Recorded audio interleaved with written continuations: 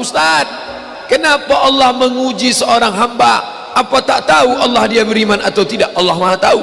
Lalu kenapa diujinya? Allah mau kasih tahu si hamba itu dia layak tidak disebut beriman. Allah menguji apakah karena Allah tak tahu? Allah Maha tahu. Wa na'lamu ma tuwaswisu bihi nafsuh. Apa yang berbisik-bisik dalam hatinya kami tahu. Lalu kenapa dia uji? Nampaknya Allah tak tahu saya ini beriman apa tidak, makanya dia uji saya. Allah Maha tahu. Wa huwal alimul khabir. Dia Maha tahu yang tersurat, yang tersirat, yang berbisik, yang terucap, dia tahu. Lalu kenapa dia uji? Dia mau ngasih tahu kamu layak apa tidak disebut orang beriman. Dia mau ngasih tahu kamu yang tiap hari mengatakan asyhadu an la ilaha illallah wa asyhadu anna muhammadar rasulullah, amantu billah, raditu billahi rabba, wa bil islami dina, wa bi muhammadin nabiyya wa rasulah, wa bil qur'ani imama. Layak tak kau ucapkan kalimat itu? Maka diujinya. Maka ketika ujian itu datang jangan terkejut, karena orang yang mengaku S2 pastilah dia diuji tesisnya. Orang yang mengaku doktor pastilah diuji disertasinya.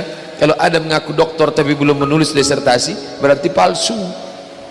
Kalau ada mengaku layak menjabati suatu tempat tapi belum teruji, berarti palsu. Yang palsu tak layak untuk menerima hadiah. Bapak Ibu yang dimuliakan Allah Subhanahu wa taala, maka ketika ujian itu datang, pada hari silih berganti itulah datang ujian.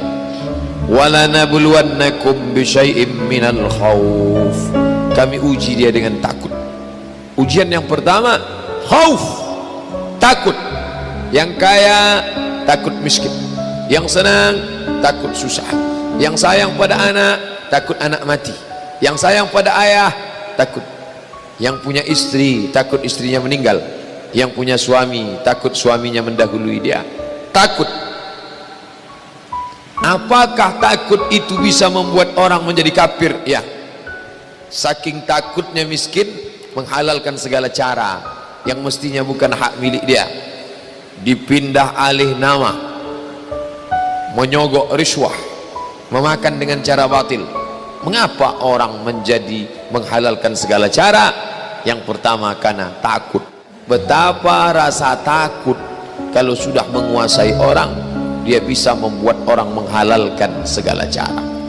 Seorang istri terlalu takut kehilangan suami, bisa jadi dia menjadikan cara-cara yang tidak disyariatkan Allah. Dandanannya tidak lagi menurut tuntunan Al-Quran, raut wajahnya tidak lagi memakai pakaian yang dibenarkan syariat Islam. Apa yang membuat orang melakukan perbuatan haram? Takut. Artis ingin eksis di panggung hiburan, maka dia buka yang tidak semestinya dilihat oleh bukan mahramnya. Apa yang membuat orang takut? Takut, takut, takut. Walanabluwannakum bisyai'im minal khauf. Kami uji kalian dengan rasa takut. Walju', lapar. Lapar, di mana letak lapar? Perut. Berapa panjang perut? Sejengkal. Gara-gara perut yang sejengkal orang menghalalkan segala cara. Sejengkal perut, sejengkal di atas pusar, sejengkal di bawah pusar. Nafsu perut, nafsu syahwat. Kedua-dua nafsu ini membuat orang menjadi menghalalkan segala cara haram. Mati, sakit, takut mati, takut sakit, takut susah, takut melarat.